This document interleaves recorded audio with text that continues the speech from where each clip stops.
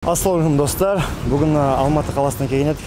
Улан мырзаның YouTube блогер жалпы танысуға және де пікір сұхбат алуға келген едік.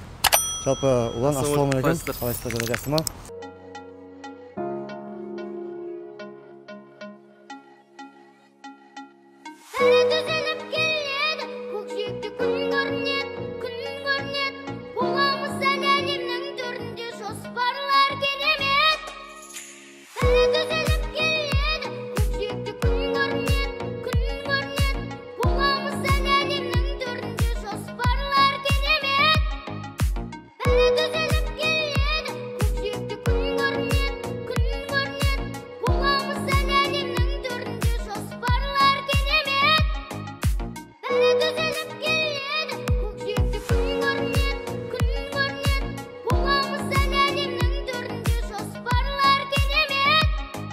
Олар салат таңдау каналына өзінің негізі қалаушысы. Біздікі енді кәсіпкер құпия. Енді жалпы кәсіпкер құпиясын ашуға. Кәсіптің құпиясын. Кәсіптің құпиясын ашуға, иә. Жалпы осы таңда қанша кәсіп ашып қойдыңыздар? Енді қайырлы күн достар. Улан Құрманғалиев, есім салат таңдау маманы, салат таңдау каналы, кәсіпкер. Қазір уақытта бұл кісілер бізге звондап хабарласқанда бір кәсібін түсірейік деген, бізде дәл қазір уақытта 10-ға жуық кәсіп бар өзімізде. Біз енді тек қана кәсіптерді аралап обзор жасаумен айналыспаймыз, соны обзор жасап жүріп, ішіндегі жақсы кәсіптерді өзімізге таңдаймыз, ішінен және де өзімізге ашамыз. Қазір уақытта енді Талғар қаласында, Алматы қаласында жалпы осы 10 шақты кәсіп бар, негізі 11-шісі әлі жұмысқа толық кірген жоқ, оны табыстап отыр, жүріп отыр. Қазір уақытта пайдадамыз десек болады. Осы уақытқа дейін қанша жалпы 230-240 сұхбат, негізгі жалпы 300 сұхбат жасалды. Алынғаны бар, шықпағаны бар, тағы да басқа. Негізі 300 сұхбат жасалды. Статистика бойынша, иә? Сан бойынша. 300-дей сұхбат жасадым. Соңғы 3 жылдың ішінде десек болды, 3-4 жылдың ішінде.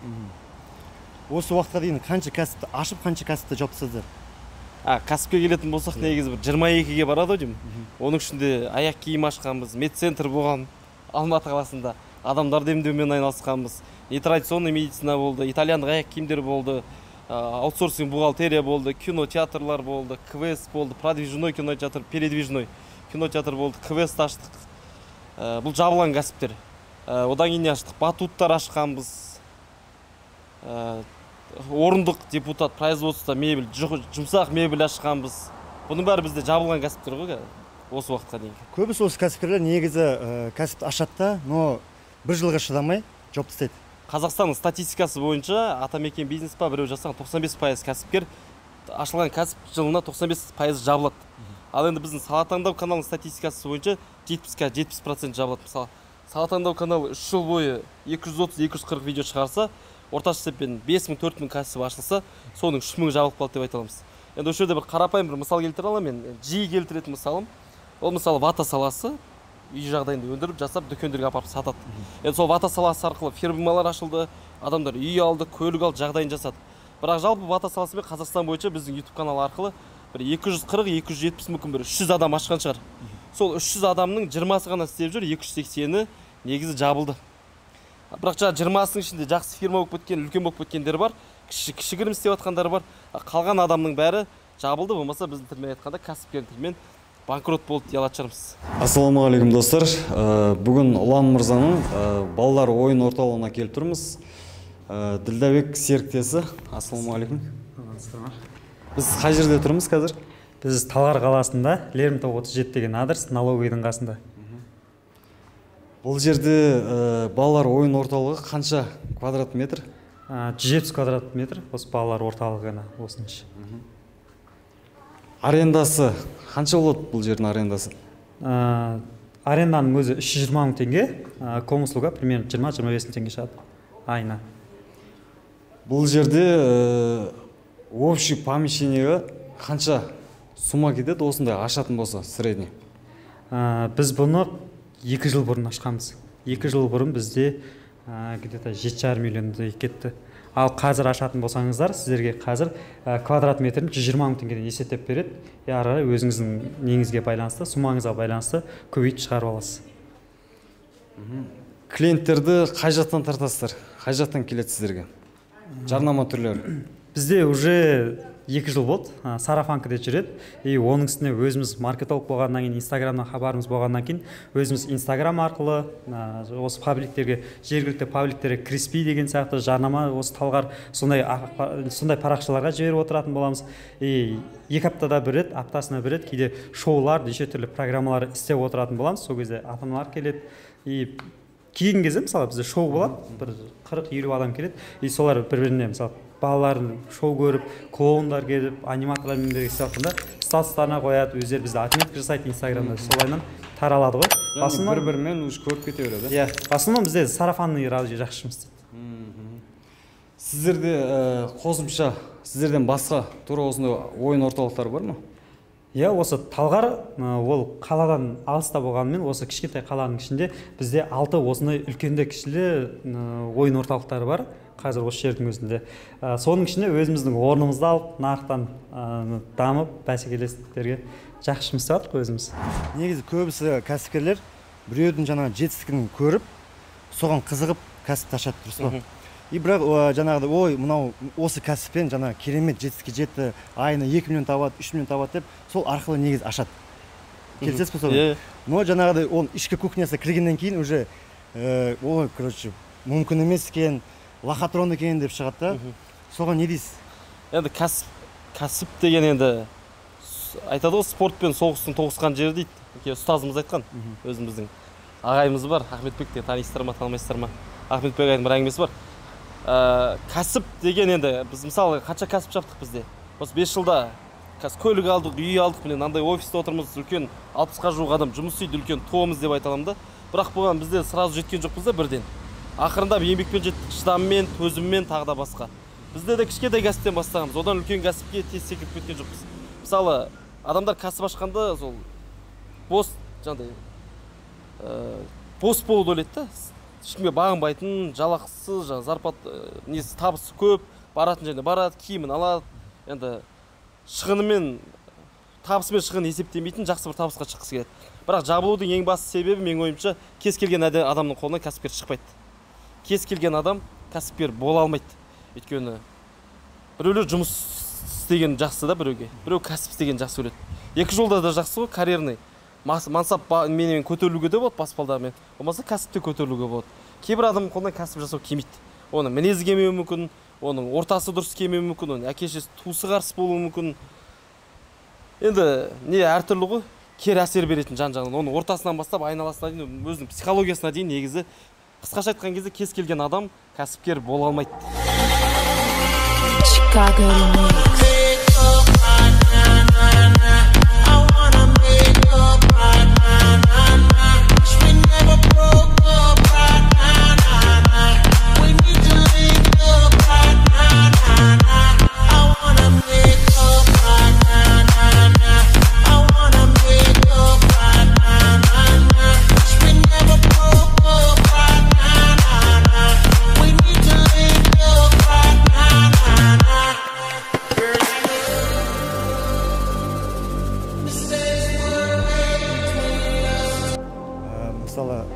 Көбісі айтады ғой, бизнесті нөлден бастауға болады дейді да. Енді нөлден бастауға болады, оны қалай түсіндіріп кетеміз? Нөл деген 0 теңге деп ойламаймын мен. Бизнеста 0 деген 10 миллионға дейін барады. 500 мың теңге болса да 0 теңге, 7 миллион теңге сатсаң да 0 теңге. 0 деген жаңадан бастадың деген сөз ғой. Мысалы жаңадан біз жақында мысалы мозаика кәсібіне кірдік та, мысалы мозаика кіребенді. Жақында біз мозаика кәсібіне кірдік, Шымкент қаласына барып оқып келдік, өзім YouTube каналға түсірген болатым. Ол наливной пол мысалы.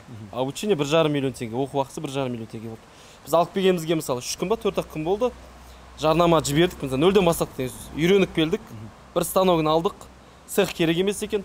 Жарнама жібердік. Алғашқы клиентке кездестік 3 миллион теңге мысалы. Бірақ ол цехтарын келіп көрем, потом барып шешім қабылдаймын дейді. Келесі айға мысалы бір ресторан шығып тұр, даже үлкен суммаға. Бұл 0-ден басталу. 0-ден басталу деген қазір енді былай шыққан кезде 0 теңге деген жоқ. Кәсіпте 0 теңге деген болмайды ол. Жарнама керек, цех ашу керек, болмаса офис ашу керек. Ең құрғанда бірдеңені алып сату керексің ғой, оған да ақша керек. 0 деген жаңадан бастау ғой. Сөйтіп түсіндім де. 0 теңге деген ол 1 миллионнан 10 миллионға дейін барады. Күніне қанша адам келеді орта есеппен? Жалпы бізде қазір 18 мың теңгемен 25 мың теңгеге дейін будний күндері түсетін болады. Ал сот воскресенье күндері 40 мың мен 60 мың теңгенің арасында келеді балалар. Ол өзіңізге байланысты. Мысалы обычный күндер адамдар жұмыста болғаннан кейін балаларын алып келеді. И бізде услуга няня бар. Адамдар мысалға осы Талғардан қалаға баратын болады, базарға баратын болады, тойға баратын болады. И сол кезде бізге келіп тастап кетеді. Мысалы таңғы сағат 11-де, 12-де. Сондағы 3 мың теңге төлейді, и кешкі сағат 11-ге дейін біз өзіміз қарап жүреміз. Балалар егер де шөлдейтін болса, төбеден тепсиден заттарын әперіп, солайынан өзіміз қарап отырамыз. Администратор осы жерде қарап, полный жағдайын жасап жүретін болады. Негізі осы уақытқа дейін 300 видео түсірдік деп жатсыздар ғой. Жалпы негізі дайын бизнес сатып алып ашқан дұрыс па? Мен өзім қазір айтып отырмын ғой, 10 кәсіп бар деп. Іште көрген самғау редакцияда 7 адам жұмыс істеп отыр ішінде. Мен оны өзім подписчик көрерменімнен сатып алғам. Өзім ютубқа бір рет түсірдім.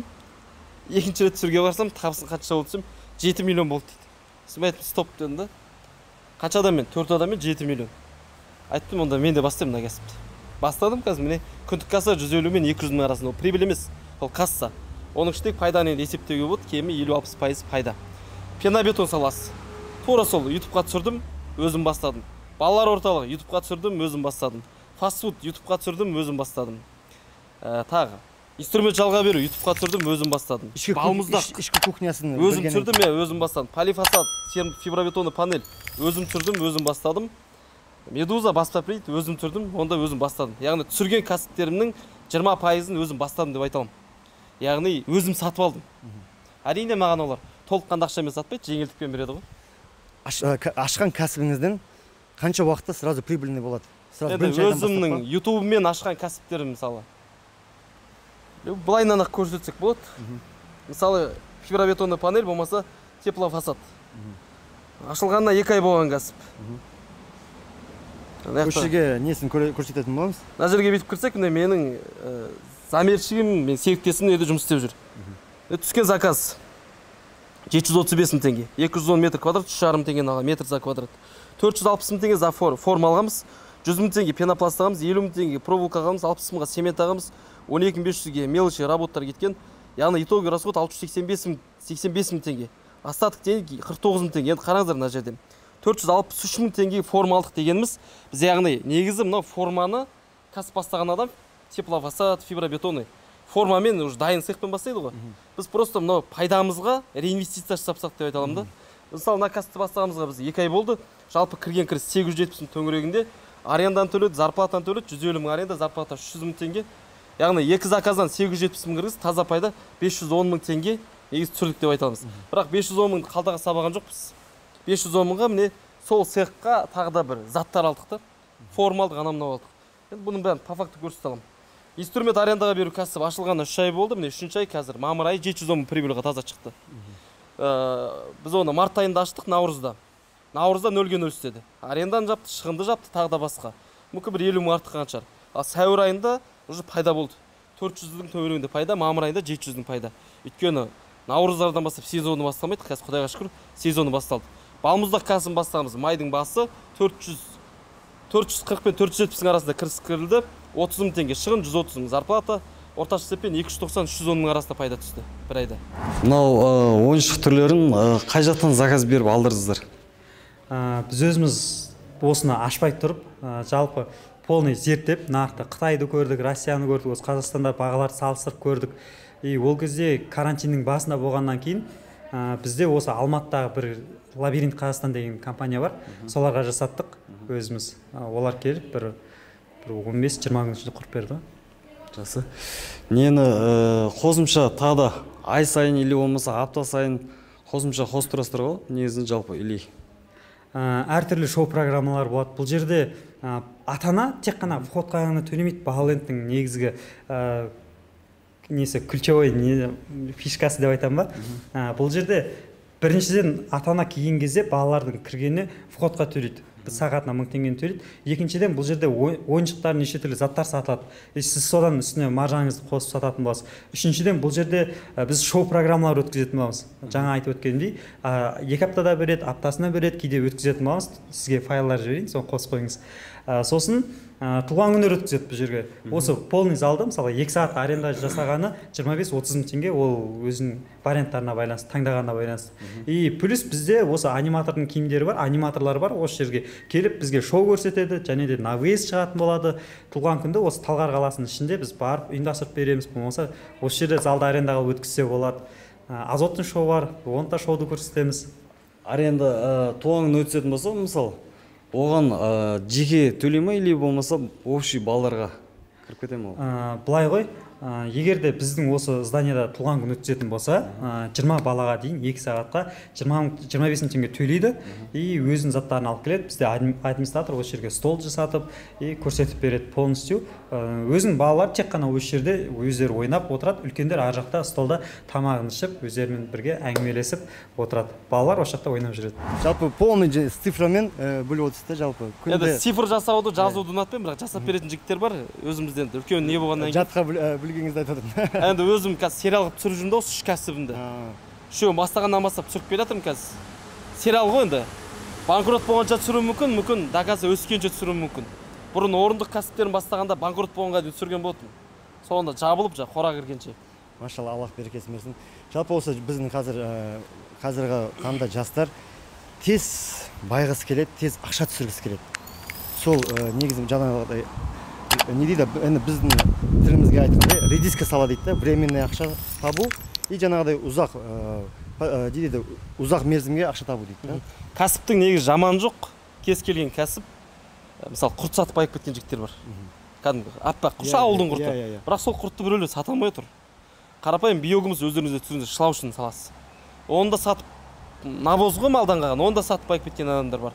Кейбір адамдар қолында алтын тұр, бірақ байи алмай отыр да. Ең бірінші кәсіптен жақсы табу үшін сол кәсіпте маман болу керексің. Одан кейін маркетинг, жалпы жарнама тілін оқу керексің. Егер сен әлеуметтік желіде жоқ болсаң, сен онда жалпы бұл әлемде жоқсың деймін, солай дейді ғой, сен нарықта жоқсың. Яғни сенде керемет бір станок бар, сол станок мысалы сенде бар екен ешкім білмесе, ол станок сенде жоқ деген сөз. Одан кейін тез табысқа шығу үшін, мысалы менің жасап жатқаным дұрыс емес. Сразу айтып кетейін, көріп отырған көрермендердің ойын бұзбас үшін. 9-10 кәсіппен айналысуға болмайды. Менікі бұл 100% дұрыс емес. Айтады ғой, екі кеменің басын бірге ұстаған суға кетеді дейді ме? Суға кетесіздер ол міндетті түрде. Көп кәсіппен айналысуға болмайды, көп кәсіппен дамып кеткен ол үлкен кәсіпкерлер болмаса, енді бастап кеткен біз сияқты кәсіпкерлер, олар бір жылдың соңы емес, 4 айдың ішінде құлап қалуы да мүмкін. Біз енді неге тұрмыз нарықта әлі? Өйткені біз барлығын серіктестікпен ашқанбыз. Менде YouTube бар, влог бар, канал бар, подписчиктер бар. Сол подписчиктер мен клиенттерім. Уланнан фастфуд алайық, уланнан кірпіш алайық, уланнан инструмент жалға алайық, уланнан киім алайық деп айтыр, мені подписчиктерім қолдап қосымша бір маркетинг көзі болып отыр да маған. Айтыр 10 мың просмотрдан бір 100 адам болса да менен келіп бірдеңе сатып алса, и то маған қаншама кіріс ол. Сондықтан көп кәсіппен айналыспау керек, бір кәсіпте маман болу керек, бір кәсіпті соңына дейін өсіру керек. Кәсіптің жаманы жоқ, кәсіптің тілін біліп, клиентін тауып, жарнама көзін тауып, әйтеуір ішкі қызметін жөндесе ол көтеріледі. Сондықтан енді кәсіпті былай бөле алмаймын. Кез келген кәсіппен үлкен деңгейге жетуге болады. Мысалы, ночной поток саласында өзіңізде жүрсіз. Бізде ресторан компаниясы мына жерде. Ночноймен бізде айналысамыз, бізде 15-ке жуық бригада бар. Мысалы, ночной бастағанға 150 мың теңге жетеді. Үйренемін десең біреудің жанында көмекші боласың, пушка аласың, тағы бір-екі затын ала саласың, дұрыс па? Ночнойда күніне 30-20 мың тауға болады, егер істесең. Бірақ енді ночнойды бастама кәсіп деп атауға бола ма? Или үлкен кәсіп деп атауға бола ма? Жоқ. Екеуін де атау, екі жақтан да атауға болады. Үлкен кәсіпке айландыруға да болады, егер өзің жүйелей алсаң. Бастама кәсіпке айналдырсаң болады. Бұл кәсіп балалардың кәсібі болғаннан кейін сезонға қарамайтын бизнестердің бірі деп айтсақ болады. Уже 2-ші жыл болып жатыр ғой біздегі. Августте ғана кішкене касса кішкене төмендейді, себебі ата-аналар мектепке балаларын дайындайды, жаз бітіп жаңағыдай күзге дайындалып жатады. Сол кезде августте кішкене касса тоқтамайды, просто оборот азайып қалады. Так қалған 11 айдың ішінде сезон ғой біздің балалардың жазың күндері бізде осы жер здание салқын болып тұрады, өздерге ойнайды, қыстың күндері тоже ойнайды. Әртүрлі шоу программалар ұйымдастырып отырамыз. Өткенде 1 июнь күні бір күннің ішінде айта берейін ба? Қанша тағады? Айта беріңіз. 250 мың теңге түсті. Бір күнде? Бір күннің ішінде. Жақсы. Осы жерден келіп істегенімізден. Мороженныйдан 68 мың теңге түсті. 50 мың теңгемен бастайтын кәсіп айтайын. Ол бізде қазір сезоны басталған обой клеить ету. Квадрат қанша теңге? 600 теңге мен 700 теңгенің арасында. Қателеспесем. 500 теңге дейік, 1000 теңге дейік та. Енді обой клеить етуге валик қана керек. Басқа ештеңе керек емес. Күніне 100 квадрат, 50 квадрат нетсең, 50 мың теңге, 100 мың теңге күніне түседі саған. Командамен істесең де, немесе істесең де. Ал обой клеить ету ол бір-бірінің стуктарын ғана жақау, басқа проблема стиктарын жақау. ал обойды үйренуге бір 2 апта 3 апта кетеді. Яғни жарнама салдың ол икске, обойдың өзіне күніне 50 мың тауып алды. Базарда отырып 10 миллион товармен күніне 50 мың теңге тауып отқан адамдар бар. 10 миллион товар жинап алып артынан сатамай. Обой клейтеді күніне 50 мың 70 мың тауып жүрген адамдар бар. Сондықтан кез келген кәсіпті адам қалай жүргізеді, ол солай өседі. Егер адам дұрыс жүргізбесе, ол тура сол деңгейде қалады. Яғни кәсіпте бұл махаббат сияқты ғой, отношение. Қалай қарайсың, ол өседі, қарамасаң, ол да өспейді. Ділдәбек, локацияны қандай жерден таңдаған дұрыс болады негізі? Локацияны таңдаған кезде, мысалға мектептің қасынан, садиктердің қасынан, үлкен жилой комплекстердің қасынан, ЖК-лардың қасынан таңдасаңыз, основной ключ сол нәрселерді қарап отыру керек. Бұл нәрсені ауданнан да, кейбір ауылдардан да ашуға болады, қалалардан, центрлерден да ашуға болады. Қазір уже барлық ата-аналар білет, балаларын әртүрлі кружоктарға, осындай орталықтарға апарғысы келеді. Бір аптасына бір рет өздері отбасымен бірге шығып демалғысы келеді. Өзінің үйіне жақынырақ жер болса, сол жақсы ғой. Бір вложение жасағаннан кейін ол орта есеппен қанша айға или қанша жылға жетеді? Мен айтар едім, бұл кәсіп өз-өзін тез ақтайтын кәсіптердің қатарына жатады. Себебі бір рет саласыз басында, и потом уже сіз арендамен администратордың ғана зарплатасын төлеп отырасыз, болды қалған табыс өзіңізге қалып отырады. Әр 3 ай сайын, әр 6 ай сайын, мысалға өзіңіздің дизайніңізге, жаңағыдай өзіңіздің құлшынысыңызға байланысты ойыншықтардың түрлерін кейде сынатын болады, солардың барлығын ауыстырып, ішкі несін, оформлениесін дұрыстап отырсаңыз, кәсібіңіз жақсы болады. Жалпы мына ар кәсіптің біреуін жаңағы махаббатпен жасайтын кәсіптер бар да. Біреу жаңағыдай әшейін табыс әкеп жатыр, бірақ оған ішкі кухнясына кіргім де келмейді. Мысалы мен өзім строительмін да, бірақ фастфуд саласына кірдім. Бірақ ол жаққа жақындағым келмейді. Уже жаңағыдай нелер қойып тастаған, администраторды қойып тастаған. Фастфуд жүріп жатыр ма? Жүріп жатыр, иә. Бірақ уже ары қарай кіргім келмейді. Енді мысалы айтып кетсек, инфобизнес, мысалы қазір көбісі айтып кететін болсақ, бизнес тренерлер көбейіп кетті. Соған қатысқан дұрыс па, қалай өзіңіз ойлайсыз? Енді мен өзім қатысқам, бизнес бастауды оқығам. Бизнес бастауды өзіңіз спикер болғансыз ғой? Оқыдым, командада болдық, жүрдік, тәжірибе алдық. Енді одан кейін де бірнеше курстарға қатыстық, орыстың, Россияда жүрген. Алматыда да 1-2 курстарға қатыстық, көбісінің атын атамай қойық. Ішінде даже мына штаб дейді, бірдеңке дейді, олардың да сабағын алып көрдік. Жасырмайым, кішкентай адамнан бастап таргетинг сабағын да алып көрдік. Гүлімжан деген қыздардың көбісінде шәкірт болдық қой енді. Инфобизнеске енді маман болса өзіңіздің, онда қатысқан дұрыс, кез келген нелерге барған дұрыс. Егер енді бір ауан сатып жүрген адамдар болса, мысалы, қазір көп адамдар байқайсың. Бүгін барады да Каспиймен сауда-жасауды үйренеді, ертең Каспийдің курсын ашып кетеді. Ол емес, адам кім үйретуге құқығы бар. Кім сол салада тәжірибесі бар, практикасы бар, сол саланың ыстығы мен суын көрген, жалпы кәсіпте белгілі бір деңгейге жеткен адамдардың үйретуге құқығы бар деп ойлаймын. Егер заманға сай білімі басында қазір болса, өткенмен болашақты үйрете алмайсың, өткен өткенде қалды. Қазіргі заманның тілі басқа.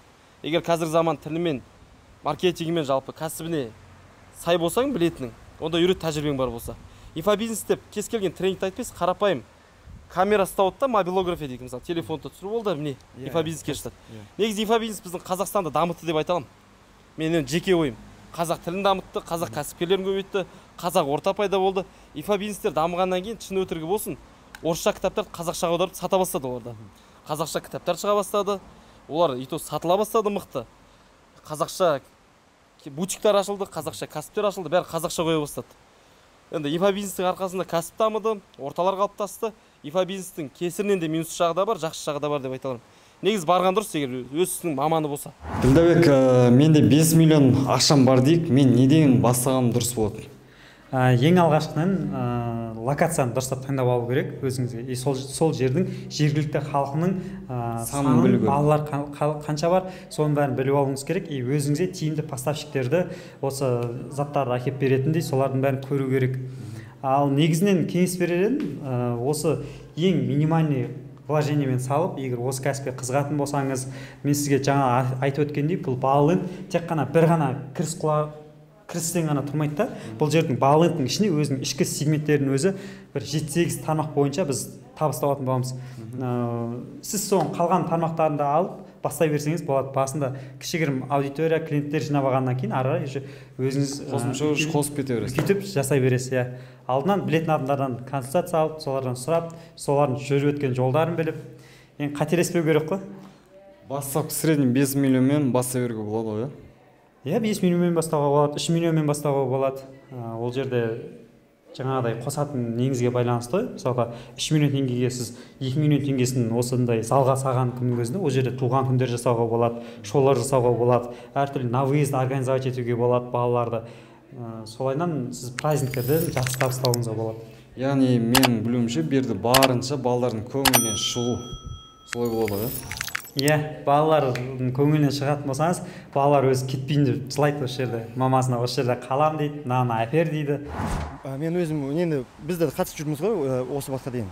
Негізі ол жерде бір нәрсе үйренемін деп бір барасын, екіншіден жаңа орта табасын. Дұрыс па, келісесіз ба? Иә. Жалпы негізі өте инфобизнесте жүрген өте енді атын айтпай қоя салайық.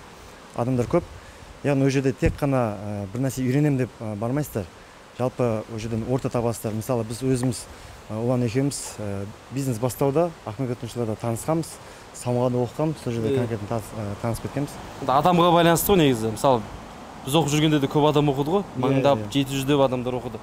Оның ішінен шықса шығады ғой, бірақ санаулы адам шығады. Иә, керекті ортаны, керекті нені адамды. Иә, ол 700 адам оқыса оның бәрі кәсіпкер болып кетпейді. Бір 50-і бірдеңке алып кетер. Қалғаны ризамес болып кетсе де, қалай кетсе де, көбісінің қолынан келмей кетеді. Өйткені кез келген адам кәсіпкер болуға дайын емес. Кейбіреу жарнамаға сеніп келеді, кейбіреу жеңіл ақшаны іздеп келеді, кейбіреу бір сиқырлы таяқ іздеп келеді. Ол сиқырлы таяқ жоқ өмірде. Ол бәрі еңбектен құралады. Одан кәсіп таңдаған кезде де көп адам енді білмейді ғой қандай кәсіппен айналысады. Қиын затқа барып алады. Кәсіпті жеңіл заттан бастаңыздар, обойдан бастаңыздар, машинаның тонировкасын істеңіздер, отжимнойдан бастаңыздар. Жеңіл заттан бастаңыздар, аз ақша кететін. Кәсіпке деген көзқарас кішкене дұрыс неде болады да, айтса фобия пайда болып бір үлкен қора кіріп кетсең, минус кіріп кетсең, жүрегің айнып қалады да, одан кейін екінші істемейсің. Бұл аппарат қанша тұрады бағасы? Мен бұл аппаратты басына 518 теңгеге алғам. 1 жыл гарантиясымен новыйдан алдым. Бірақ бұл аппарат қазір 575 теңге тұрады. Мен бұны бір ай бұрын алғам. Біз өзіміз осы рецепт сатқан кезде, осы аппараттарды сатқан кезде уже 2 контейнер алып келдік, барлығын сатып жібердік Қазақстанға. Қалған аппараттар тапсаңыздар аласыздар осы 570 теңгеге. Қай жақтан? Қытайдың ма или турецкий ма? Қытайдікі ғой. Қытайдан келеді, прямой заводтан. Оптовиктер бар осы Байсатта. Сол кісілер таратады ғой басқа жақтарға. Қосымша рецепттерде бірге жүре ма бұларда, мороженныйдың? Жоқ, рецепті осы мороженый бизнесін ашпастан бұрын біраз жердің мороженыйларын көрдік, тексердік. Сосын Ұлан аға екеуміз Түркістанға видео түсіруге барып, Ғани деген бауырынан осы рецепті үйреніп қайтып, 300 теңгеге. Рецепті үйреніп қайтып, коктейльдің рецептін үйреніп қайтып, глессияның рецептін үйреніп қайтып. Соларды осы жерге келіп аштық. Рецепт болғанда бір жерде сүт, қант, соның бәрі қалай сонда? Отдельно құйыла ма? Алдын ала бізде главный бұл мороженый бизнесі, сезондық бизнес болғанымен де бұл жерде ключевой нәрсе ол рецепт. Сізді атындардың бәрін ұстап алу, бір келген клиент қайтадан айналып келуі мысалға ше. Көптеген кісілер осы мороженый ашқан кезде барады базардан готовый сместі 2,5-3 теңгеден сатып алады да су қосып араластырып ұра береді, короче, клиенттерге. Мороженыйға арнайы дайындалған сүттер болады уже. Иә, сондай готовый смес ол. Аласыз да аппаратқа құйып, жаңағыдай араластырып сата бересіз. Ал бізде ол сместі өзіміз қолдан дайындаймыз. Таза 100% табиғи, натуральный, сүттен жасалынады. Кәдімгі ауылдың қолдың сүтінен жасалынады. Оған су қосылмайды, су қосылатын болса уже рецепт шықпай қалады. Сондай өзінің грамдары бар, өзінің сататын арнайы бөлшектері бар, короче, рецептке қосылатын. Соның бәрін алып, жасап істедік. Қазір Аллаға шүкір, осы бір айдың көлемінде өзіміздің тұрақты клиенттер бар. Үлкен банкрот, қанша банкрот болдыңыздар? Жарты сағатта айтайын, Автоинвест компаниясы бізде іште тұр. Енді былай неме айтқанда общий жалпы салсақ 12-13 миллионға кіріп кеттік. 2 сағатта ма? 2 сағат дейді. 2 сағат десек те болады. Жарты сағат 2 сағаттың арасы ғой. Банкке барып келгенше. Одан кейінгі түскеніміз 18 миллион теңге. Ол тоже 1,5 жыл болды. Одан кейін өткен жыл түскеніміз 5 миллион теңге гибкий мрамор саласына салдық. 2 аптада минусқа кірдік. Технологияны дұрыс сатып алмағанбыз. Дұрыс болмады, сонымен қысқасы қойдық. Ал Автоинвест компаниялар арқылы сол жарты сағатта кірдік қой 2-13 миллион. 10 кәсіптің ішінде ең рентабельный қазір кәсіптеріңіз қайсысы?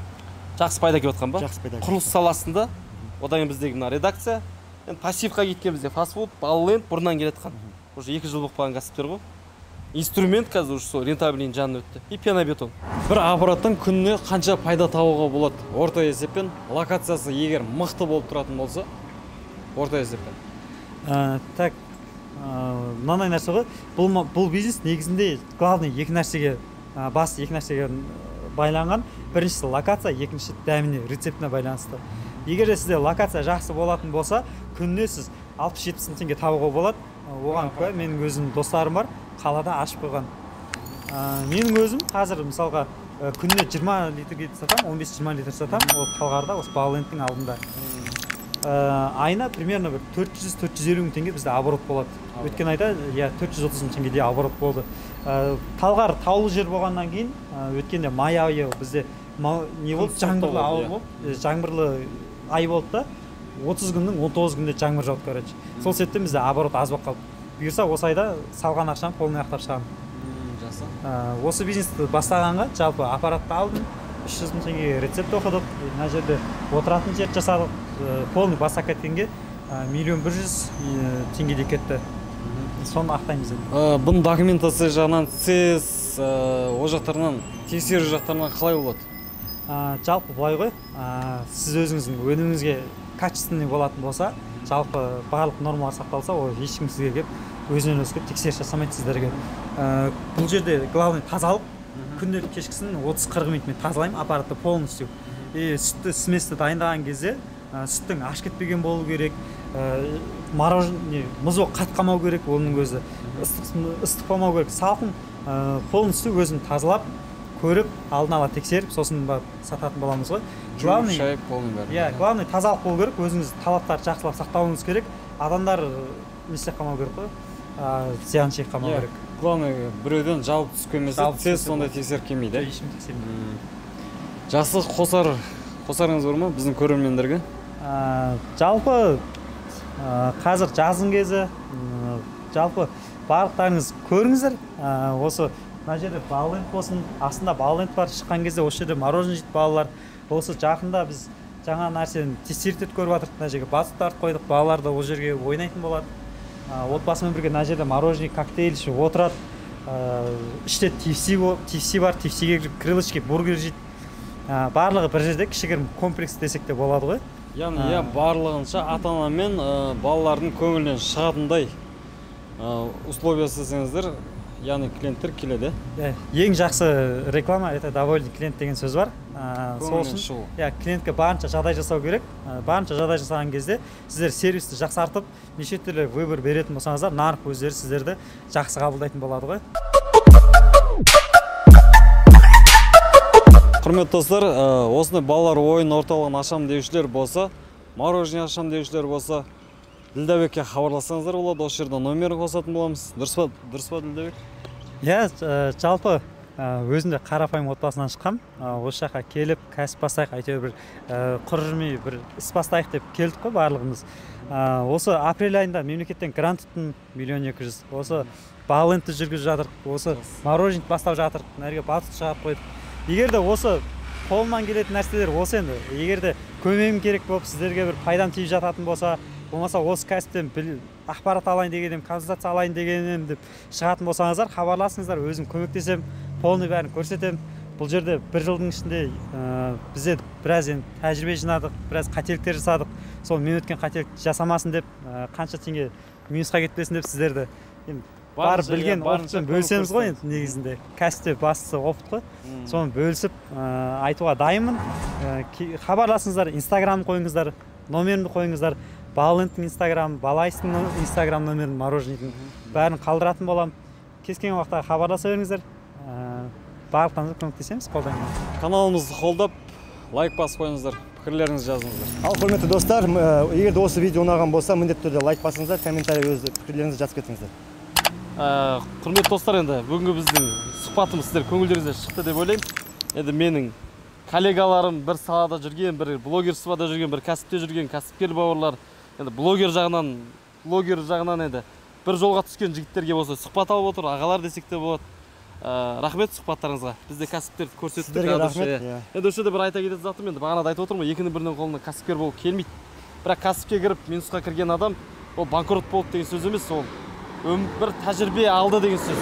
Негізгі кез келген опыт, кез келген тәжірибе ол тегін келмейді, оны сатып ала алмаймыз, ол ақша тұрмайды, оны бір жерде дүкендерде таратпайды. Тәжірибе ол қателесумен, минусқа кірумен, құлаумен, жығылумен, сүрінумен келеді. Сондықтан тәжірибе өте құнды зат. Айтады ғой, миллион тапқың келсе, миллиондарға минусқа кіру керексің. Ал миллиардтар тапқың келсе, онда миллиардтарға минусқа кіру керексің дейді да, негізі. Дайын болу керексің. Иә, дайын болу керексің. Пока миллион шықпай, миллион таппайсың. Қалтаңнан шықпайынша миллион табу қиын. Сондықтан енді кез келген адам кәсіпкер бола алмайды, бірақ кәсіп деген не екенін білгілеріңіз келсе, кәсіпкерлер құпиясы каналын және де біздің сала таңдау каналды көріңіздер. Бұл жерде енді кәсіпке қатысты біраз ақпараттар айтылады, тәжірибемен бөліседі, және де кәсіп деген не екенін түсіндіреміз ғой қысқаша айтқан кезде. Тәжірибеміз енді бір үлкен болмаса да, кішкене білген көргеніміз бар. Сондықтан айтатындай сөзіміз бар деп айта аламыз. Видео ұнаса лайк басыңыздар, комментарий жазыңыздар, достарыңыз туыстарыңызға таратып отырыңыздар. Сау, саламат болыңыздар.